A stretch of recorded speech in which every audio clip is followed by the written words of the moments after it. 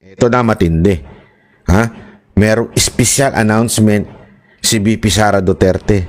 At ito, alam mo, this is the best thing that happened on this situation. Okay? O, panoorin natin to, ha. Ang ganda ko kasi nung sinabi niya dito eh. You're in one of the moments you're thinking of something to care. Ikaw muna. Or ako muna? Okay, ako muna. Sige. I'm happy. Wala ako sila. Baka I think I don't have the word right now. I only have happy, but it's the incorrect word to describe it. But blessed. I'm blessed because I gained a sister with what happened to me after the attacks, the confidential funds attacks, the impeachment, and we have a relationship now. I have a relationship with Kippy, and I'm happy now. Sabi ko nga sa kanya, I'm happy that I have a sister kasi meron akong pagagalitan. So, growing up, wala akong ganun. Basta meron ako niyan ngayon. Pinagagalitan na kapatid. And then, I'm happy as well. And this really is ironic.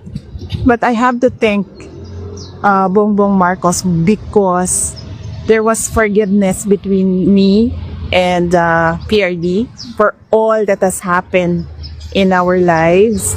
And we have the relationship now, a father-daughter relationship, since we cannot discuss anything legal anymore because it is understood. Alam mo, ito ang isa sa pinakamagandang nabigkas ni VP Sara Duterte. Isang sabi ko nung hindi ko ito palalagpasin. Ang ganda ng sinabi niya dito. Dahil sa mga nangyayari, kahit anong kasamaan nangyari, confidential funds na binabato sa kanya, yung pagdala ni Pangulong Duterte sa dahig, it worked for good. Ibig sabihin, Romans 8:28, in all things God works for good for those who love Him and called according to His purpose. Ang ganda po nun. Anong ibig sabihin? Alam mo, sa buhay na ito, minsan yung mga pangit na sitwasyon, ginagamit ng Panginoon yan para sa ikabubuti mo. Akala kasi natin, sometimes kasi tayo mga human beings, we boast, apakayabang natin. Totoo to sa lahat ito, hindi lang ko kay BP Sara, sa lahat ng tao. We think we can control everything. We think we know everything. Kaya minsan pinapadaan tayo at hinahayaan at pinapahintulutan ng Panginoon na dumaan tayo sa pagsubok.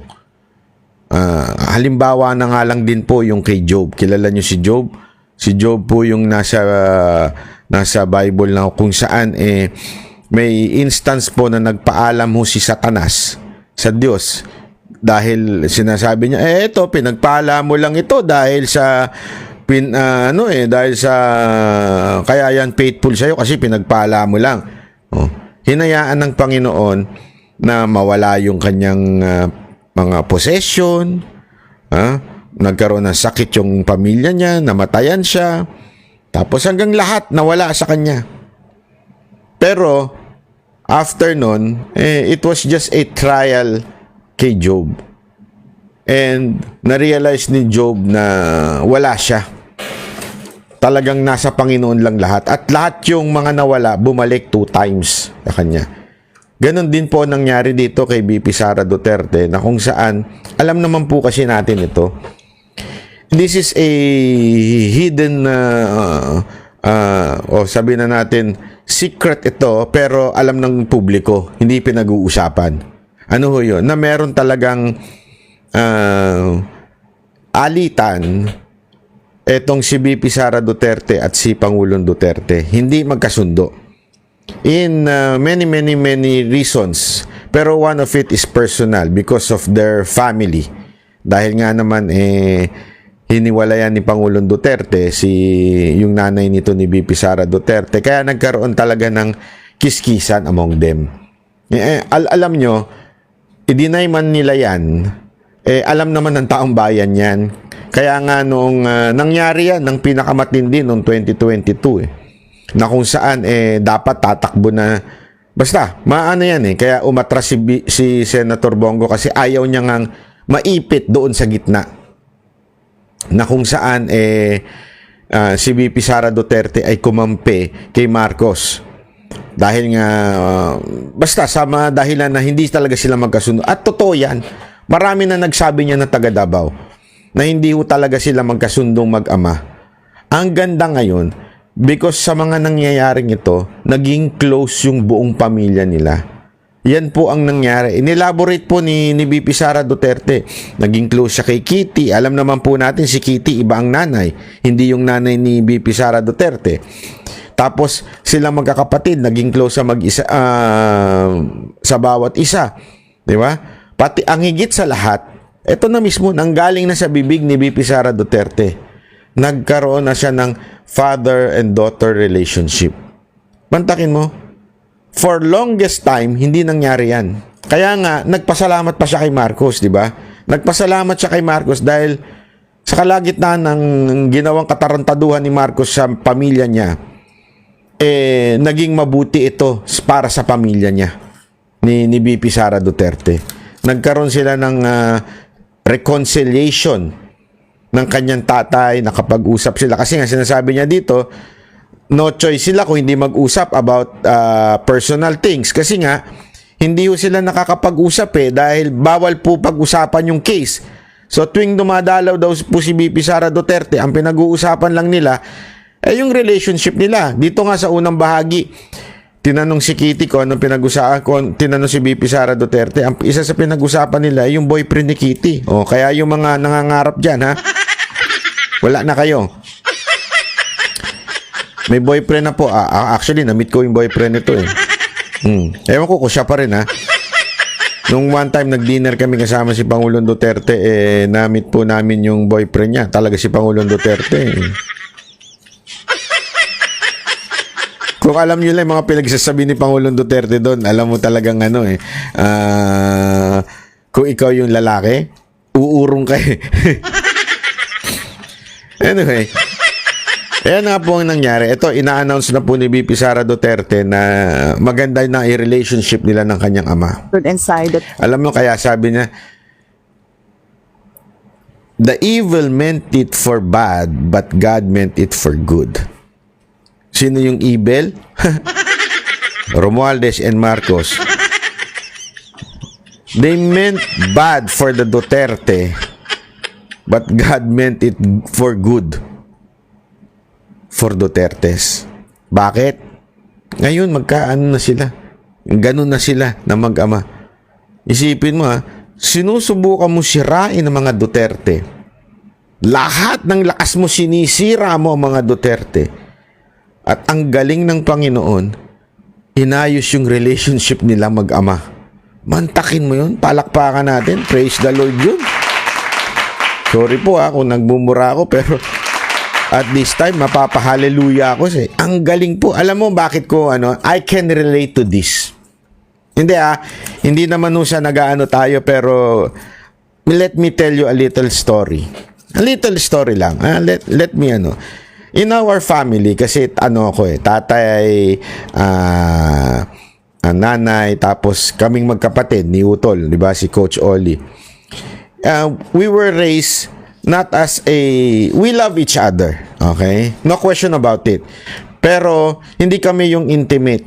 Hindi kami yung nag-I love youhan sa isa't isa. Wala sa karakas namin yung, kasi nga puro kami all boy kami ni Utol di ba? At kami ni Utol, nag-aaway din kami niyan. Ako dati, tanda ko yun, naghabol lang kami sa manggahan yan. Itak sa kanya, tapos 2x2 sa akin. Ganun na nga, awayan namin ni Coach Oli noon, malupit. Pero pag may kaaway kami, may kaaway pala ako, tinutulungan niya ako. Nung high school ito pero pag kami naman nag-aaway, nagpapatayan kami. Hindi alam ng tatay ko yun. Ganon kami noon. Alam mo yun? At kami namang, dahil nga syempre, ang tatay ko, galing sa probinsya ang tatay ko, Ilocano siya. nagsipag dito, nagtrabaho, talagang kumayod para maging abogado, napasok sa UP, talagang workaholic ang tatay ko, laging wala sa bahay. And eventually, alam natin na sa bata, hindi maganda yon. Lalaki kayong hindi close, di ba? Ganon nangyari. Kaya ako naging rebelde ako noon dahil nga naman walang time din ng tatay ko nun sa akin at saka sa pamilya, nagkaroon ng rebeldehan. Ha? Hindi ko siya biniblame. As a matter of fact, nung tumanda ko, doon ko na lang na-realize, kaya pala siya walang lagi sa bahay kasi nga kailangan niya magtrabaho. He has to work for us to have a better life. He has to work. And I understand. And I realized it when I was in college. Na-realize ko yun. Actually, high school pala. Na-realize ko yun. Kaya hindi ako noon, tumino na ako kasi nga, pinatawad ko na siya. Hindi naman sa pinatawad, wala naman siya kasalanan. Pero, parang sinasabi ko sa sarili ko, I understand now why. Okay? So, anong konteksto niyan? Hindi kami close. Okay? Pero thank God for Trillanes, for Saldico, for Torre, sino pa ba? Si Sam Bersosa. Kumpleto na ba? Oo, kumpleto na. At syempre, walang iba kung hindi ang Tricom. I really thank them. Because of my cases, and since my dad is a lawyer, siya nang naging personal lawyer ko. Dahil doon, mas lalo kami nag-usap, mas lalo kami naging close. Ganyan, same scenario. Kasi hindi naman kami close yung nag-I love you ha, na alam mo yung mag-ama na nag-hanga. Pero dahil dito, lalo kami tuloy naging close. Kaya salamat talaga sa mga nagsampa ng kaso. Pero okay na ha, huwag nyo nang dagdagan. Gago kayo. Hindi, totoo po. Isa yan sa mga na-realize ko bago ko pa napanood to. Isa yan sa mga na-realize ko. Sabi, hindi mo na-realize, na-appreciate mo. Kasi you won't appreciate life pag hindi ka dumaan sa pagsubok.